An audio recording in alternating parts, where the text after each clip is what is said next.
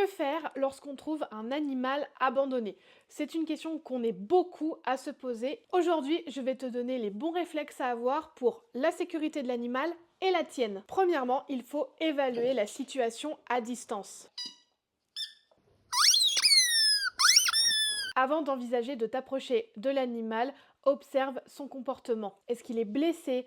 Est-ce qu'il est apeuré? Est-ce qu'il est agressif? Ensuite, tu peux essayer de voir s'il porte un collier, une médaille ou quelque chose qui te permettrait de l'identifier. Surtout, ne fonce pas tête baissée, essaye de lui parler à distance calmement, de manière apaisée, pour voir son comportement et voir si éventuellement tu peux t'approcher sans risque pour toi. La deuxième question qu'on se pose souvent, c'est qui contacter? Tout dépend de l'endroit où tu te trouves, mais en gros, tu peux essayer de contacter la mairie de la commune où tu es, ou bien la police ou la gendarmerie, ou alors tu peux appeler directement la fourrière animalière la plus proche si tu as le contact, ou alors tu peux appeler des refuges indépendants ou des structures comme la SPA qui vont pouvoir aussi te donner la marche à suivre pour mettre en sécurité l'animal. En dernier recours, tu peux aussi appeler un vétérinaire de proximité qui va aussi pouvoir te donner la marche à suivre. Après avoir observé l'animal de loin et avoir contacté les autorités compétentes, tu peux envisager de t'approcher de l'animal si tu n'as pas de signe montrant qu'il ne faut surtout pas. Si tu as pu t'approcher et le récupérer grâce à sa laisse, une corde ou ce que tu as sous la main,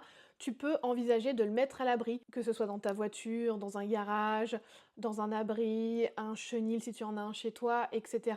pour pouvoir le mettre en sécurité et qu'il ne puisse pas s'échapper. Et risquer d'aller sur la route, de se faire renverser, etc. parce que c'est malheureusement le lot de beaucoup d'animaux abandonnés. Malgré tout, si tu décides de t'approcher, il faut quand même prendre quelques précautions parce que tu ne connais pas l'état sanitaire du chien. Est-ce qu'il a des puces? Est-ce qu'il est malade? Est-ce qu'il a une maladie quelconque que tu pourrais toi-même ramener à tes animaux? Donc il faut prendre des précautions. Si tu as ce qu'il faut, n'hésite pas à lui proposer de l'eau parce que tu ne sais pas depuis combien de temps il n'a pas eu accès à l'eau, donc tu peux lui en proposer. Par contre, surtout ne pas lui proposer de nourriture parce que tu ne sais pas si c'est un animal qui a des allergies particulières. 2, sachant l'état de stress dans lequel il peut se trouver, tu peux occasionner un stress digestif en donnant la nourriture qui peut le rendre extrêmement malade, voire dans certains cas entraîner un décès. Et c'est pas du tout le but. Donc attention, pas de nourriture. Ensuite, n'oublie pas de prendre des photos de l'animal, cela peut aider potentiellement à retrouver son propriétaire si c'est un animal perdu et non pas abandonné. Donc prends des photos, ça peut toujours aider à une identification. Une fois que tu as pris cette photo, tu peux envisager de poster la photo sur les réseaux sociaux, que ce soit par exemple sur le Pet Alert de ton département, sur des groupes Facebook locaux d'animaux perdus ou retrouvés. Et j'ai découvert aussi récemment une application qui s'appelle Fil à la patte, qui peut être utile aussi dans ce cas de figure. C'est donc une application qui permet de recenser au niveau national les chats, les chiens et les furets qui sont perdus parce qu'elle est adossée au fichier national d'identification. C'est une application qui est gratuite et facile d'utilisation, donc c'est vraiment important de l'avoir dans son téléphone lorsqu'on est nous-mêmes propriétaires d'un animal, parce qu'on peut vraiment enregistrer toutes les informations de nos animaux pour pouvoir les retrouver et déclarer leur disparition si jamais un jour cela doit arriver. Voilà un peu tout ce que je peux te dire si jamais tu es confronté à cette situation. En tout cas, petit rappel, surtout n'oublie pas que le principal à retenir, c'est la sécurité de l'animal et la tienne. Si tu as déjà vécu cette situation, n'hésite pas à nous la raconter en commentaire.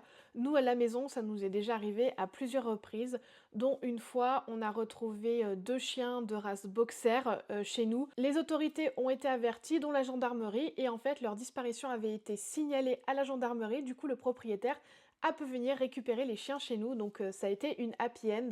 C'est vrai que ce n'est pas toujours le cas, mais au moins ces deux-là, on peut retrouver leur propriétaire pour leur plus grande joie.